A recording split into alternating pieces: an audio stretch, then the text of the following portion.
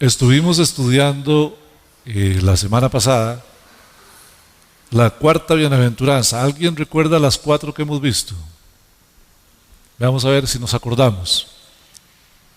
La número 1, la que tiene que ver la entrada al reino de los cielos, la que es indispensable, la que si usted no tiene, no tiene de primero, no puede tener las demás. ¿Cuál es?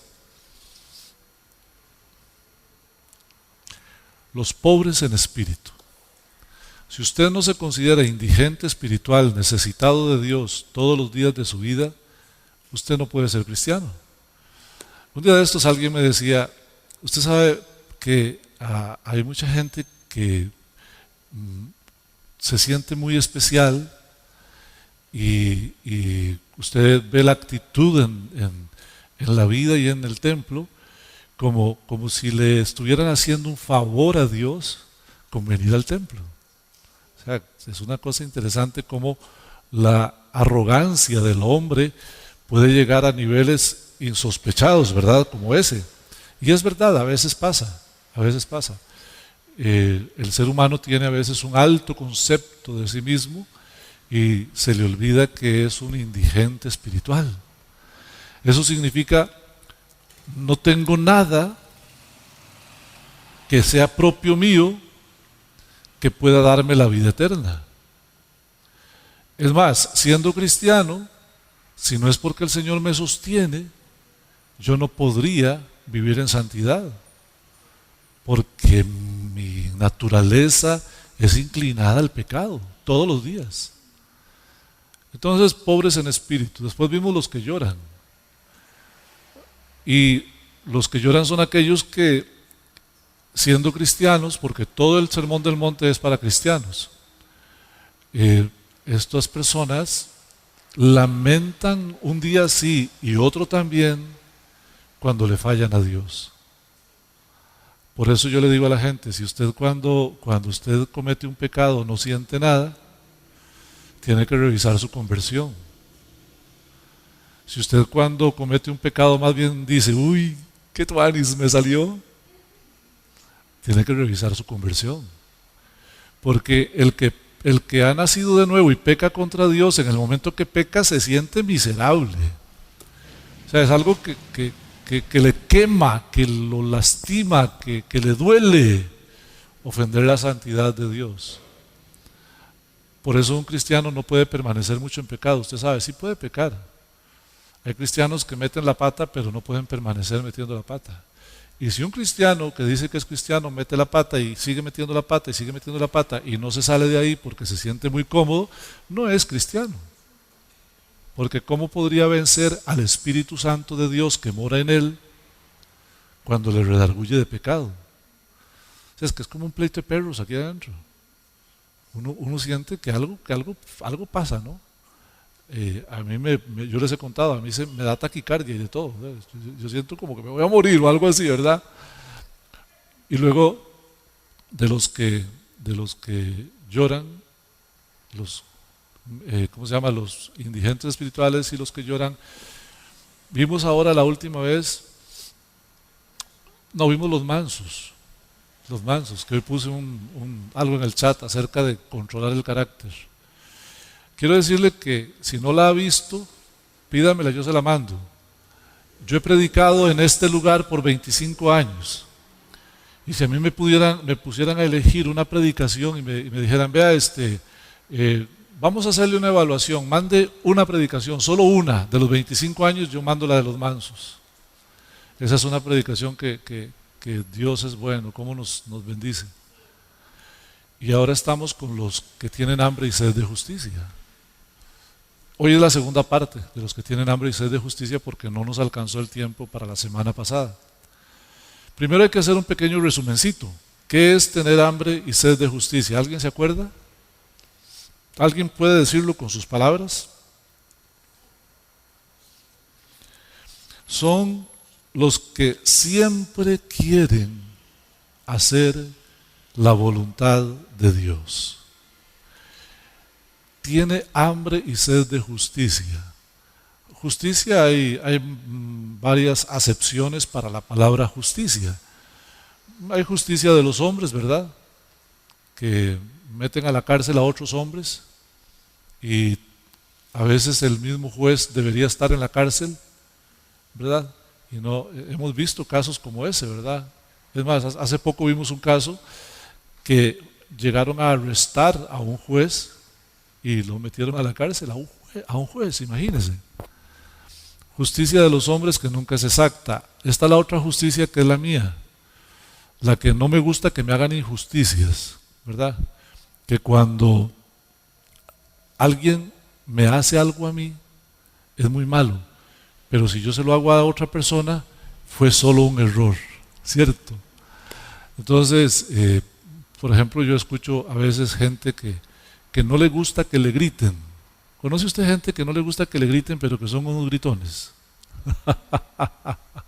¿Cierto? Y hay gente que no le gusta que la critiquen, pero son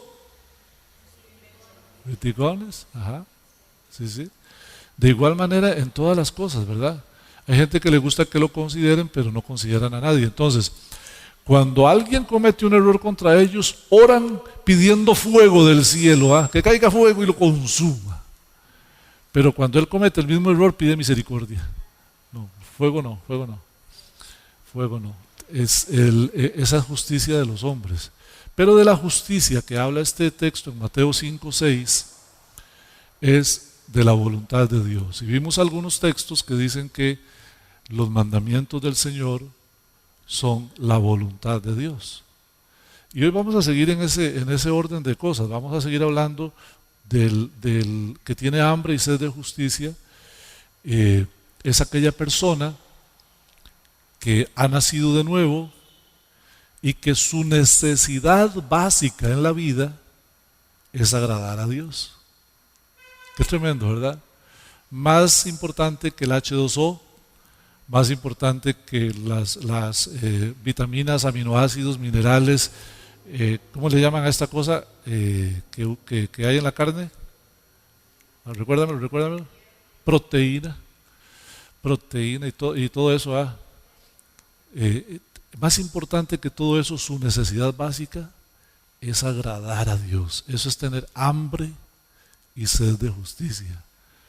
Y Marito, no sé en son de broma o son de serio, dijo, pero que el cristiano entonces termina siendo un muerto de hambre, porque todo el día y toda la noche tiene hambre.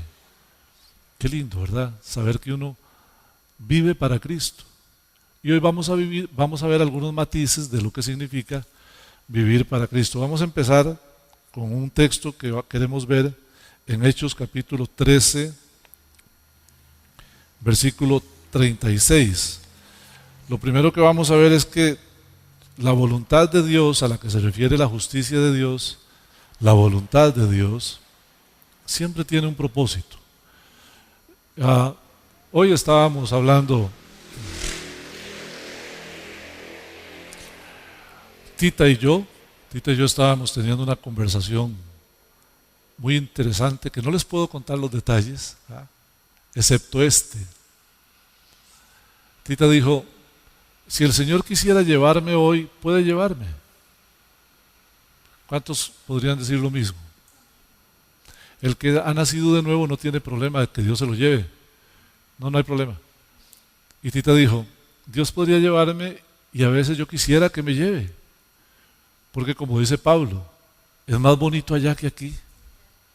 Entonces Pablo dice, estoy puesto en estrecho porque yo quiero estar allá, pero el Señor me quiere aquí. Y fue lo que Tita dijo, yo creo que es que Dios tiene un propósito conmigo y posiblemente sea que yo esté a la par suya un buen rato para que pueda hacer el ministerio.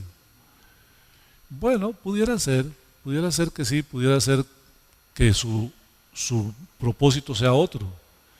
Pero yo quiero que vean este texto porque aquí habla un poco de un hombre maravilloso, David.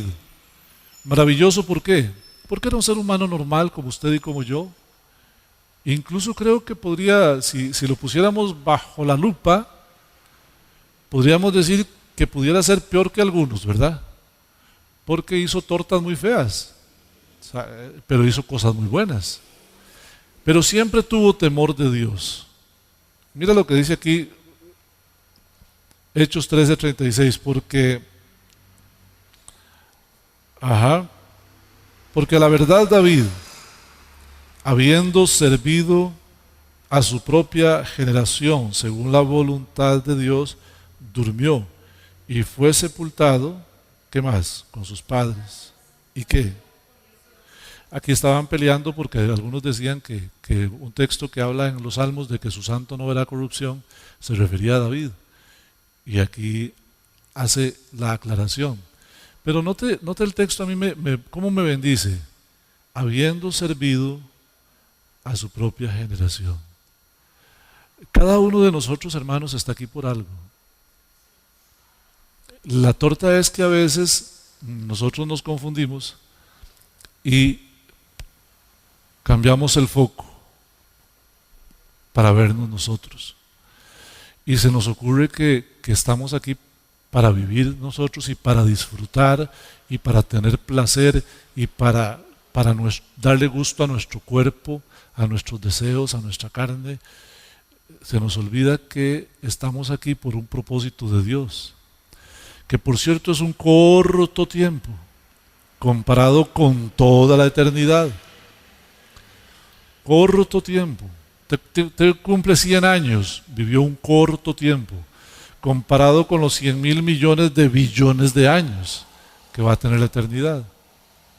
Y por darle gusto al cuerpo y a los deseos, se va a perder de la eternidad con Cristo y se va a ir para la eternidad para abajo, donde hace mucho calorcito, más calor que el que hizo hoy. Imagínense. Hermanos queridos, usted y yo tenemos un propósito, Dios tiene un propósito con nosotros. Salmo 138 dice, Jehová cumplirá su propósito en mí. O sea, y si usted no se ha dado cuenta cuál es, usted siga viviendo para Dios, que aunque usted no se dé cuenta, usted está haciendo el propósito de Dios. Ahí está, David sirvió a su propia generación. El propósito, la voluntad de Dios, dice aquí según la voluntad de Dios, la voluntad de Dios es que usted sirva a su propia generación, que haga algo en el reino de los cielos. Ahora, no es que a usted se le ocurra hacer algo, sino que Dios te pondrá donde tienes que estar, te llamará y te ayudará y vas a hacer la voluntad de Dios. Ahora, hay una voluntad de Dios que es que yo sirva a la humanidad, pero hay otra voluntad, parte de la voluntad de Dios es un propósito de Dios que es no específico solo para mí, sino para todos los cristianos. Porque, por ejemplo, yo podría decirle a usted que el propósito de Dios en mi vida es que yo sea pastor. Posiblemente sí, posiblemente. Pero en el cuerpo de Cristo hay pastores, hay maestros, hay evangelistas, hay profetas, hay servidores, hay ujieres, hay, no sé, hay de todo, ¿no? Hay un propósito de Dios que los cobija a todos. Todos los que están bajo la sombrilla del Evangelio, todos, hay un propósito general. Si usted alguna vez se ha preguntado cuál es el propósito de Dios para mi vida, vamos a verlo aquí. Busque por favor en 1 Tesalonicenses capítulo 4 verso 3. Primera de Tesalonicenses. ¿Alguien lo quiere leer? Tenemos el micrófono, para arrimar el micrófono. Amén. Amén, llamita. Primera de Tesalonicenses 4:3. Sí, señorita. Pues la voluntad de Dios es vuestra santificación, que os apartéis de fornicación. Eso es para todos. No aplican restricciones. Y note que son dos palabras muy importantes. A mí me llama mucho la atención cómo el Señor tiene tan clarito en la Biblia las cosas y nosotros a veces no las entendemos. Yo digo, a veces o no leemos la Biblia o la leemos muy rápido, No la estudiamos, solo la leemos, terminé. No, cada palabra en la Biblia tiene importancia, todas. Fíjese, la voluntad de Dios, ¿cuál es? ¿Qué significa santificación? Que yo soy separado del mundo para agradar a Dios, los que tienen hambre y sed de justicia, ¿cierto? Estamos separados del mundo para agradar a Dios. Pero como nosotros siempre nos salimos por la tangente, ¿verdad? Entonces habrá quien diga, bueno, sí, pero como ahí no dice nada, yo seguramente que sí puedo darle un poquito de gusto a la carne. Entonces aquí dice, y que se aparte de fornicación. ¿Y usted sabe por qué? El pecado más común del ser humano es la fornicación. Todos los seres humanos tenemos deseos sexuales, todos, hasta los viejillos. Usted verá que de hecho hay parejas que se forman después de los 70 años. Y los que están más jóvenes dicen, pero ¿para qué se casan? ¿Y a usted qué le importa? Y esas personas, según los doctores, pueden tener deleite. Curioso, ¿cierto? Tanto que en la Biblia usted encuentra el caso de Abraham y Sara, que Sara quedó embarazada. ¿Cuántos años tenía Sara cuando quedó embarazada? 90 años tenía. 90 años. Y cuando tenía 89 llegó el Señor y 2 ángeles y estaba ella detrás de la tienda así chepeando, ¿verdad? Porque era buenísima, era tica, chepeando. Estaba viendo a ver qué y entonces oye que el Señor le dice a Abraham, el año entrante, por este tiempo, volveré a ti. Y según el tiempo de la vida, tu esposa Sara tendrá un hijo. Y ella pensó, dice la Biblia ahí que pensó, después de siendo vieja, teniendo 90 años, ¿tendré deleite? Ella no pensó en el chamaco, ella pensó en ella. Porque usted lo lee ahí clarito y dice, ¿tendré deleite? La parte sexual del ser humano es muy compleja. Dicen los que saben de eso que los hombres piensan en sexo cada 7 minutos por lo menos. Y yo me imagino que las hermanas dicen aquí, 7 minutos. Y las mujeres, un poco más, como 2 horas, cada 2 horas. Pero yo no sé si usted podría decirme, yo ya no pienso en eso, la mente mía no está en eso. Muy difícil. Y entonces el deseo carnal, cuando Satanás pone la acechanza, la persona cae en eso. Por eso aquí dice, la voluntad de Dios es vuestra santificación. Y agrega que se aparten de fornicación. ¿Por qué? Porque es el pecado en el que más caen todos los seres humanos. Todos los seres humanos. Es la tentación más fuerte. Usted puede pensar en cualquier otra tentación, pero esa es la tentación más fuerte. Por ese pecado se han hecho guerras, se han matado gentes, se han despilfarrado fortunas, se han acabado familias, se han destruido hogares, se han muerto niños. Este pecado es el que más contamina. Por eso aquí dice la voluntad de Dios. Entonces volvemos a los que tienen hambre y sed de justicia. Si usted tiene hambre y sed de justicia, usted fue separado por Dios para que haga la voluntad de Dios, y haciendo la voluntad de Dios usted se aparta de la fornicación. Y quiero decirle que la palabra que se usa aquí, fornicación, nosotros los cristianos, bueno, los españoles, los hispanohablantes, creemos que es solamente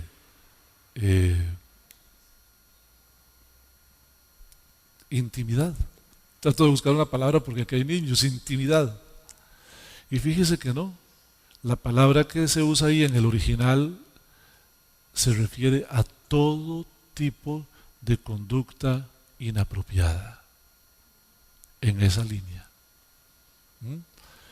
Entonces, la voluntad de Dios es que sirvamos a nuestra generación santificándonos y apartándonos del pecado. Ahora, veamos un alto contraste en esto. No podemos evitar que en la iglesia hay dos tipos de cristianos. ¿Cómo? Sí, hay dos tipos de cristianos. El apóstol Pablo en 1 Corintios capítulo 3 los menciona. Hay cristiano espiritual y hay cristiano. Si hay espiritual, hay carnal. Entonces, el cristiano espiritual busca hacer la voluntad de Dios y el cristiano carnal busca hacer la voluntad de su carne. Eso es así. Ahora, algunos hermanos se descarrían y hay que ir a restaurarlos y hay que rescatarlos, pero si quieren seguir en su caminar de darle gusto a la carne, la Biblia tiene algo que decir para ellos y vamos a ver un alto contraste. Busque por favor en su Biblia, alguno que quiera leerlo, levanta la mano para que Yamita salga corriendo con el micrófono. Lucas 12:47. ¿Quién lo lee?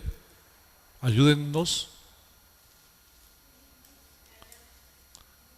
Lucas 12:47. No importa, pase por el frente, de por sí, todo el mundo la conoce.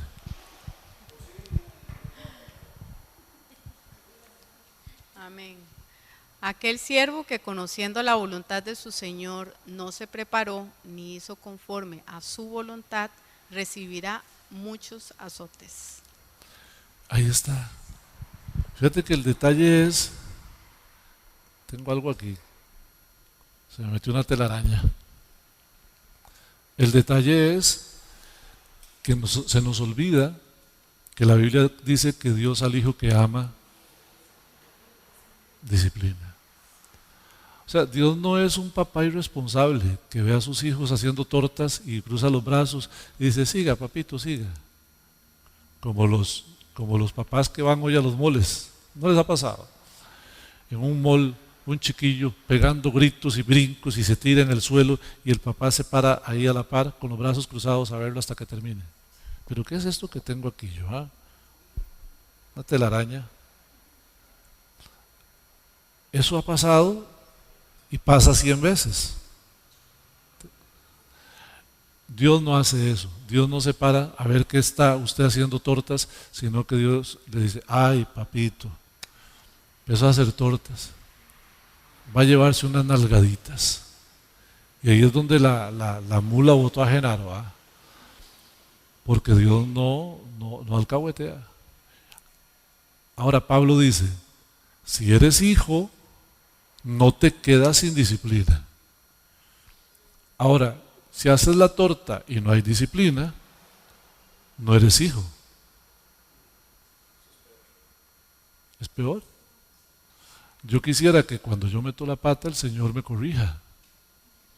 Claro, yo siempre que meto la pata me tiro al suelo y pido perdón y lloro y todo porque yo no quiero que me agarren a nalgadita, ¿verdad? Porque una nalgadita el Señor me manda a Saturno. Ajá. Pero sí, aquí dice, el que no se preparó, el que no hizo lo que tenía que hacer, recibirá ¿qué? Muchos azotes. Muchos azotes. Pero fíjate el alto contraste. Ahora fíjate el que sí quiere hacer la voluntad de Dios. Busquemos Primera de Juan 2:17.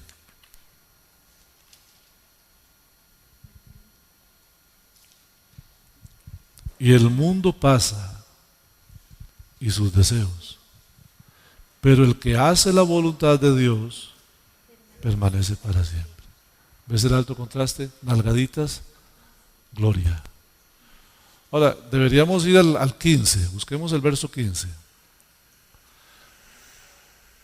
No améis al mundo, ni las cosas que están en el mundo. No lo améis. cualquiera que ama al mundo, el amor del Padre no está en él. Entonces uno tiene que empezar a preguntarse, ¿yo amo al mundo? Y si yo amo al mundo, es un tortón, porque el amor del Padre no está en mí. Y si el amor del Padre no está en mí, es porque Él no está en mí. Ahora el verso 16, es que todo lo que está en el mundo, todo, los deseos de la carne, esa cosa de la fornicación,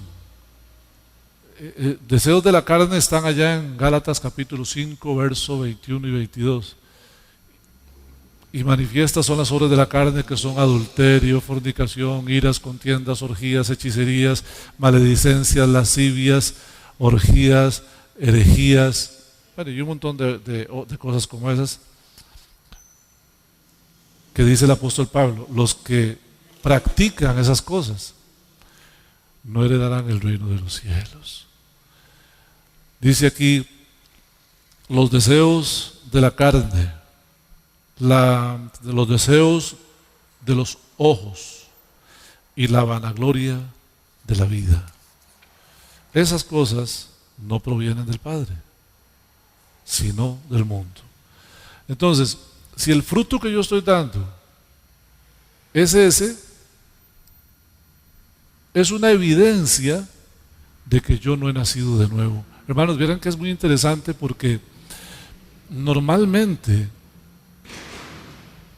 la predicación va en este sentido: cambie de actitud. Usted tiene que apartarse y más bien más o menos es así. Si lo que se ve en un palo de mangos son naranjas, el palo no es de mango, es de naranjas. Si cuando usted se acerca a un palo de limón, en lugar de limones hay mandarinas, para que suene más lógico, el palo no es de limón, es de mandarina. Si lo que se ve en usted es el fruto del Espíritu, usted nació de nuevo. Si lo que se ve en usted es el fruto de la carne, usted no nació de nuevo. Ahora, como dijimos hace un rato, hay cristianos carnales, pero el asunto es con el cristiano carnal es que Dios le jala las orejas. Qué lindo, A mí me encanta. Todos tenemos un poquito de carnales, aunque usted no lo crea. Sí. Yo, gracias a Dios, tengo a Tita. Tita es una jaladora de orejas experta. Tiene el don de jalar orejas. Sí, Tita tiene el don de jalar orejas. Te dice las cosas como son y sin anestesia, de un solo. Y entonces, cuando yo estoy metiendo la pata y Tita me jala las orejas, yo digo, gracias Señor, gracias. Porque yo prefiero que me jale las orejas que no meter la pata y llevar la nalgadita, que me manda hasta Saturno. ¿No? Hermanos, así es la misericordia de Dios con nosotros. Pero, ¿cuál es la parte que nosotros debemos procurar? No entrar en la carnalidad. Pero si se convierte en una práctica, entonces ya no. La práctica es la que hace evidente que no hemos nacido de nuevo.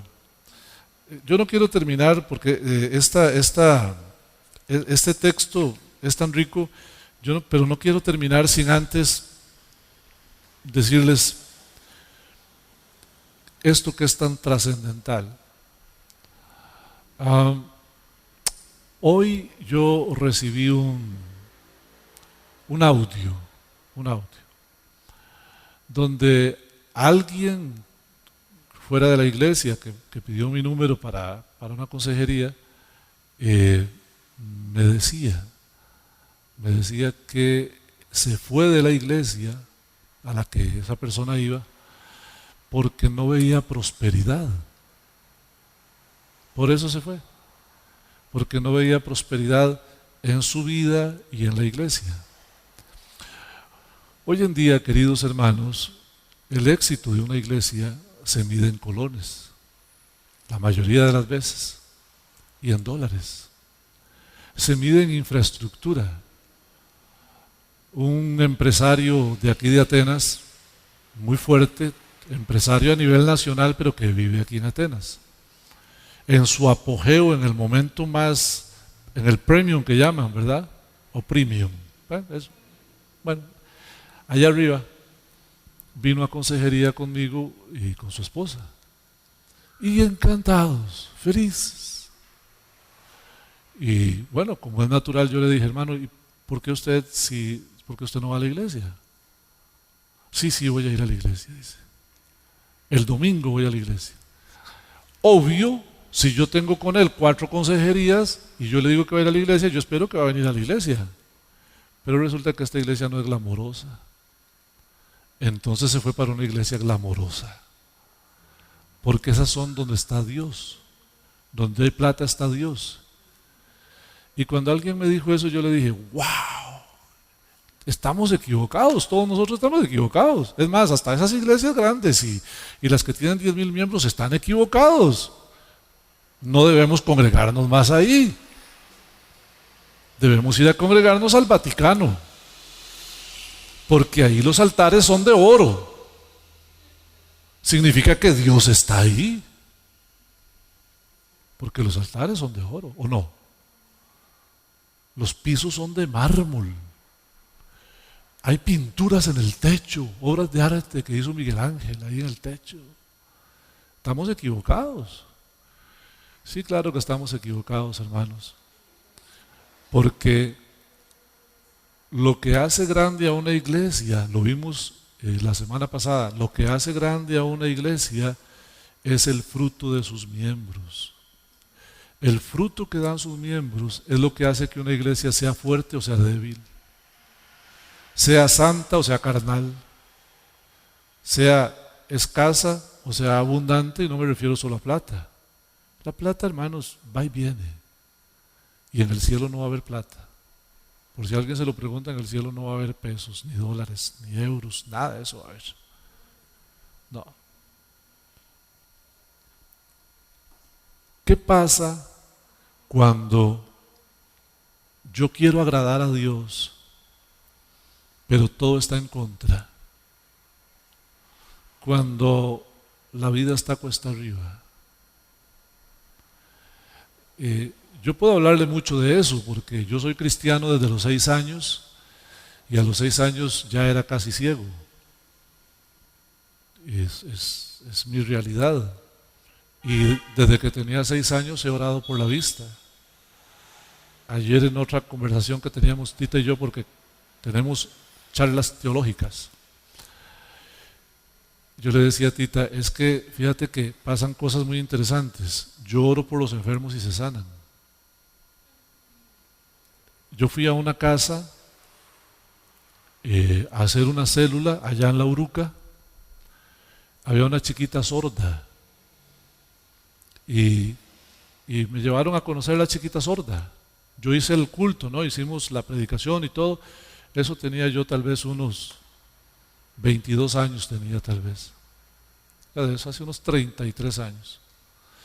Y fui a donde estaba la chiquita, y la chiquita nació sorda. Y el Señor me lo inspiró. Yo puse los dedos, estos índices, en las orejas de ella y oré por la chiquita. Y cuando terminé de orar por ella, la chiquita se echó a llorar.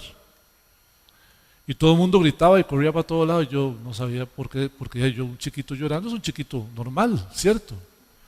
La chiquita no había llorado desde que nació. Y entonces la chiquita se agarraba a los oídos. Y entonces empezó la gente a hacerle ruidos y la chiquita reaccionaba. Se sanó, ahí mismo se sanó. Y yo le digo a Tita, pero yo oro por la vista mía y no me sano. Entonces significa que Dios tiene un plan con eso. ¿Qué pasa cuando usted está esperando? Y ese es el detalle. En el evangelio que se predica hoy, esto no es lógico. No es lógico. Un hombre que predique y no esté completamente sano, bendecido, prosperado y en victoria, y en un carro del último modelo, no, Dios no está con él. Eso es lo que se predica, hermanos. ¿Cómo los que tenemos hambre y sed de agradar a Dios debemos actuar cuando todo está en contra, cuando las cosas no salen. Yo quiero hablar con ustedes dos casos muy, por eso no me quiero ir sin ver estos dos casitos. Busquen Daniel capítulo 3.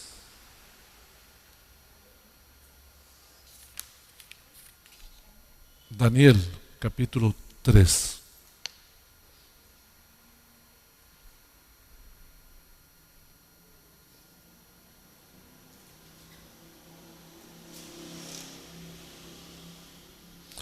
Voy a contarles una historia.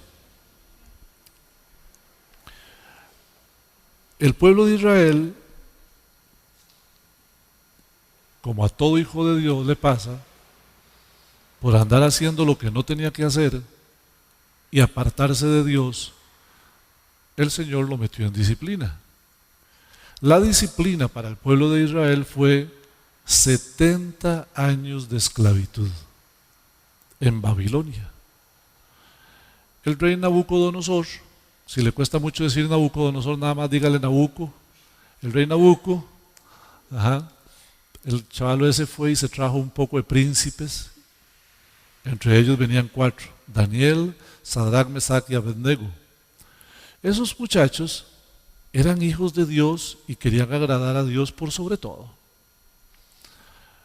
Un día se le ocurre a Nabuco, porque era muy ocurrente, hacer una estatuota grandísima de oro puro. Y entonces él dijo, vean, cuando la orquesta toque, todos tienen que arrodillarse ante la estatua. No importa en qué parte del país usted esté. Cuando usted oyó el jolgorio ese de la orquesta, usted se arrodilla. Y claro, siempre hay gente envidiosa. Llegaron unos chavalos y le dijeron, oiga, Nabucco, vea, allá hay unos chavalos que usted trajo de Jerusalén. No les da la gana arrodillarse. La orquesta suena las veces que sean y ellos no les da la gana arrodillarse. Entonces el rey los mandó a llamar.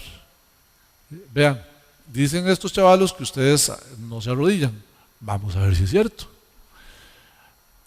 Vamos a poner a tocar a estos chavalos. Si ustedes no se arrodillan, lo que les toca es el horno de fuego. Vean lo que dice aquí. Verso 16, capítulo 3, verso 16. Sadrach, Mesach y Abednego respondieron al rey Nabucodonosor, diciéndole, le dijeron, oiga, señor, no es necesario que nosotros le contestemos a usted sobre este asunto. Vea esto, Señor.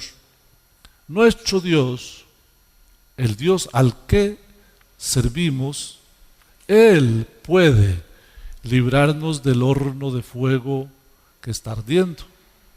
¿Y sabe qué? De su mano, oh Rey, el Señor nos va a librar. Qué convicción, ¿verdad? Es cuando usted dice, Dios me va a ayudar. Ahora, ¿qué pasa si Dios no le ayuda? Si usted dice, Dios me va a ayudar, como dijo una familiar, Dios me trajo hasta aquí, Él me tiene que ayudar. Dios no tiene que, es su misericordia. ¿Qué pasa si no? Aquí está la respuesta de ellos. El verso 18. Y si no, sepas, oh rey, que no serviremos a tus dioses, ni tampoco adoraremos a la estatua, dijo el chavo, que has levantado. Esta es la actitud de los que tienen hambre y sed de justicia, de los que quieren agradar a Dios. No importa que yo no vea nada, yo voy a servirle al Señor. Yo creo en Dios y lo amo, y aunque mis expectativas no se cumplan, Dios no es mi siervo, yo soy el siervo de Dios. Dios no está a mi servicio, yo estoy al servicio de Dios. Dios es el rey, yo no soy el rey. Ubicatex es lo que nos falta. Muchos cristianos hoy en día viven pensando que Dios está a su servicio, que Dios tiene que ayudarlos, que Dios tiene que servirles, que Dios tiene que cumplirles sus deseos. Es más, casi, si les apareciera la lámpara de Aladino, dejan a Dios y se quedan con el genio. Porque lo que quieren es que Dios les cumpla sus deseos. Y que si el plan de Dios fuera, como dice el libro de Hebreos capítulo 11 del verso 32 en adelante, que algunos cristianos anduvieron errantes por las cuevas, por los desiertos, fueron atravesados con espadas. Isaías, el profeta Isaías, murió aserrado. Fíjate, un hombre como Isaías, que profetizó el nacimiento del Cristo y que sería de una virgen, es el único que dice en Isaías capítulo 11 que he aquí la virgen concebirá y dará a luz un hijo. Él fue el único que dijo que era una virgen. Entonces no fue una ocurrencia. ¿Y sabe cómo murió? Aserrado. Y no fue una motosierra. Un día Mario llegó con una motosierra y un palo que era así lo hizo en 5 minutos ya no había palo. Las sierras con las que aserraban en aquel tiempo era un chavalo se paraba allá, otro se paraba aquí y entre los dos hacían así ñi. Imagínate lo que es que te estén aserrando así. Así murió Isaías. Hermanos, debemos amar a Dios, sea que nos libre o que no nos libre, sea que nos sane o que no nos sane, sea que nos prospere o que no nos prospere. Esta terrible doctrina de la prosperidad dice que Dios básicamente vive para hacernos ricos. Se les olvida que Elías era un hombre que vivía en el desierto y se tapaba con pieles de ovejas, no tenía casa. Jesús dijo de Juan el Bautista: de los nacidos de mujer no ha habido uno más grande que él, ni habrá. O sea, el hombre más grande, según Jesucristo, es Juan el Bautista. ¿Y qué comía Juan el Bautista? Langostas. ¿Y cómo se vestía? Con pieles. ¿Tenía dónde vivir? No, yo me imagino a Juan el Bautista. Esto que les voy a decir es muy cochino, pero yo me lo imagino. ¿Dónde compraba desodorante? ¿Con qué se lavaba los dientes? ¿Quién lo peluqueaba? El hombre vivía en el desierto. Y dice Jesús: de los nacidos de mujer no había existido. O sea, usted cuenta a Moisés, cuenta a David, cuenta a Salomón, cuenta a Samuel, cuenta a Elías, cuenta a Eliseo, y dijo Jesús: no ha existido uno como este, ni vendrá otro. Y no era bendecido, prosperado y en victoria. Murió decapitado, le cortaron la cabeza. ¿Y por qué le cortaron la cabeza? Porque a la mujer de Herodes no le gustaba que él le dijera: adúltera, arrepiéntase.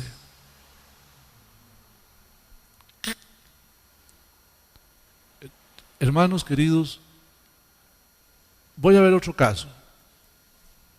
¡Ah! Se me fue el tiempo, perdón. Segunda de Corintios capítulo 12, verso 10. El apóstol Pablo, para los que no lo sabían, era casi ciego, colega mío. El apóstol Pablo no podía escribir. Usted sabe que yo no puedo escribir como usted. Bueno, ustedes pueden ver aquí, estas son las letras que yo leo. Letra 45. El apóstol Pablo era casi ciego y él 3 veces le pidió a Dios que lo sanara. Y el Señor le dijo: ¿sabe qué, Pablito? Usted es salvo, ¿para qué quiere más? Verso 10, estamos en 2 de Corintios 12, 10. Por lo cual, dice el apóstol Pablo, por amor a Cristo, Me gozo en la... Ajá. Léalo usted, Llamita. Por favor. Pero yo creo que estoy... Amén. Sí, ahí estoy en Segunda de 12:10. Corintios 12:10, por lo cual, por amor a Cristo, me gozo en las debilidades, en afrentas, en necesidades, en persecuciones, en angustias, porque cuando soy débil, entonces soy fuerte. Amén. Yo cuando oigo los predicadores de la prosperidad, que por cierto la única prosperidad es la de ellos, el pueblo sigue siendo pobre y ellos son ricos. Así es. Vea lo que dice aquí. Él habla aquí de necesidades. Necesidades. Pero dice, pero yo cuando soy débil, soy fuerte. ¿Por qué? Porque mi fortaleza no está en mí, viene de Dios. Él le pidió al Señor 3 veces que lo sanara. Y el Señor no lo sanó. Le dijo, bástate con ser redimido. Y entonces Pablo dice, por lo cual yo me glorío, pero en Cristo, no en mí mismo. Y para cerrar, hermanos, quisiera que todos pudiéramos leer juntos. Busquen en sus Biblias Habacuc 3:17. Este texto lo vamos a leer en voz alta. ¿Me lo pueden poner en las pantallas, chiquillos? Sí. Habacuc 3:17. ¿Listos? A la 1, 2, 3, 4. Llamita, nos dirige usted, aunque la higuera no florezca. Perdón. No, Habacuc 3:17. Habacuc.